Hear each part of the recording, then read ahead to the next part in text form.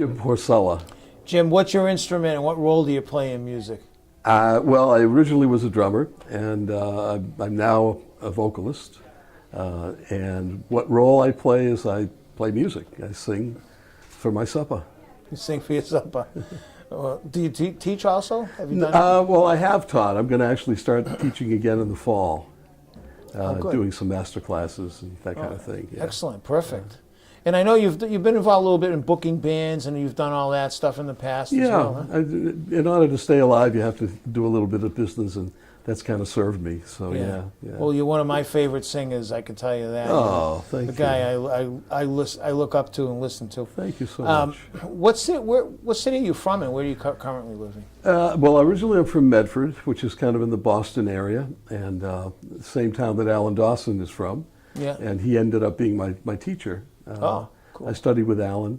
I went to Berkeley for a while, and about 2 years, and I left for a 7-night-a-week gig. I really just wanted to play. Yeah. And so that's what I ended up doing. Was that a drumming gig? Yeah. It was at the old Caesar's Monticello in Framingham. Yeah. And in the lounge. Yeah. And it was a great gig. You know, we played an hour, and then we were off for 2 hours during the show, and then we'd finish up, and we got to hear the headliners, and I had that for about a year and a half. Yeah. That was a nice place. I remember the Conti brothers used to play there a lot too. Right, yeah. Yeah, and I saw so many great acts there as well. Who are some of you mentioned Alan Dawson. Is he any other mentors that stand out in your life? I studied with Freddie Buddha for a while, who was also at the school at Berkeley.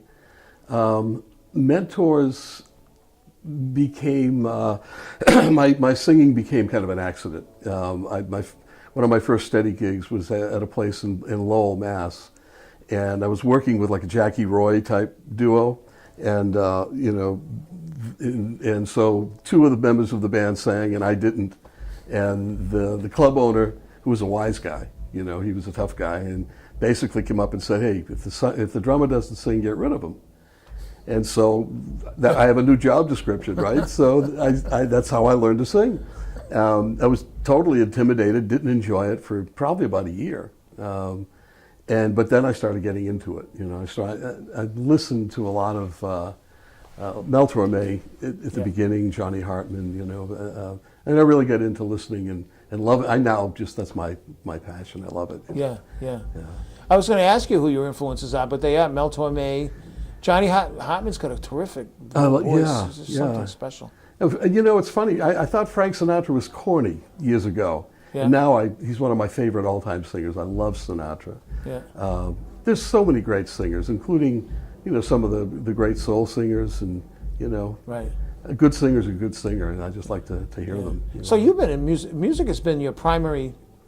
It's all I've really occupation, done. Huh? Yeah, I mean, I've done other things along the way to fill in the holes and make some money, but for the most part, I've been a full-time musician since I was right out of high school. Yeah. It's because it's interesting. A lot of the musicians I spoke to, like you guys are world-class players and performers, but yet you kind of stuck close to home. Yeah, I had a chance to do some things, to go on the road, but first of all, I never paid all that much money.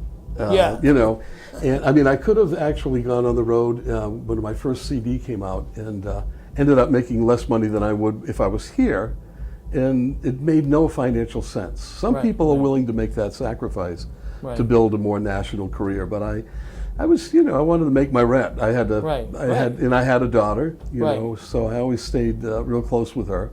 As a matter of fact, today and Renee, she sings. She's a singer, and I was in the studio with her today. She's recording a CD. Oh, great! And I'm helping where her. are they recording? At Peter Contrimus's. Yeah. PBS. So we spent the morning up until the late afternoon working on some tunes. Oh, well, that's wonderful. Pete's a great guy to work with. I love working with Pete. And working with my daughter is just a dream. That must be such a blessing, huh? It is. It is. It's a blessing. Yeah. Yeah. So she gets it from you, huh? The fruit doesn't fall off. I assume that's. I don't. Who knows? Yeah. Well, what would you tell? We're asking people a couple of questions. One of them is, what would you advise young students coming up today? Because the market is so. You said it yourself. It's very difficult to sustain a living at it. Yeah. But what would you do? What would you tell people today? I really don't know commercially because Yeah. It's a different world. I was very lucky coming up when I did. There were 5-nighters, 6-nighters. Yeah. You could make a living as Right. as a performing musician, and I did Right. for most of my life. And so on that level, I don't know what I would say, but I would say if you're passionate about it, find the joy in it and try to make it work. Figure it out, and they will. They'll teach. You know what I mean? Right. A lot of people teach, and then they do a gig or two a month. Right. So that's not I don't think it's a great reason to give it up just for financial reasons. Right. I know a lot of people who have and have regretted it. Right, Gee, I wish I'd stayed with it, Right. because it does give you a certain amount of pleasure. And if that's who you are, if you're a musician, you should be a musician. Yeah. Even if you're doing something else. Right. If you're following your passion, you're always going to end up in the right spot. I think so, and I think it creates a good energy in you. I think it's a good thing. Yeah. So currently, you're playing with your own group, or you do? What are you I'm doing involved with? a bunch of things. I make most of my money in the daytime singing for seniors, Yeah. which I love to do, and I'm very busy with that. I do about 20 of those a month, and then I do whatever jazz gigs come up. I did one last night in Malden, and I've got one tomorrow in Providence with Mike Renzi. That's cool. Yeah, I saw that. Award-winning Mike Renzi. Yeah. That's nice. Yeah, and I'm can't wait to Grammy-winning. I mean, you're right there, man. I mean, you're that level, and it's so nice to see that kind of gig. When I saw that advertised, I was like, yeah. Well, I'm trying to keep up with that level. Those guys always, you play with those guys, and it's you try to get up to their level, but it's so great. I love playing with him. Yeah. I think that's important, though, for young people that are watching this video right now, to know that rather than be intimidated, you're looking forward to working with somebody. There's always something good that comes out of it. Oh yeah. I think intimidation sometimes can be good, because it certainly creates an attitude of humility, and it takes the arrogance right out of you.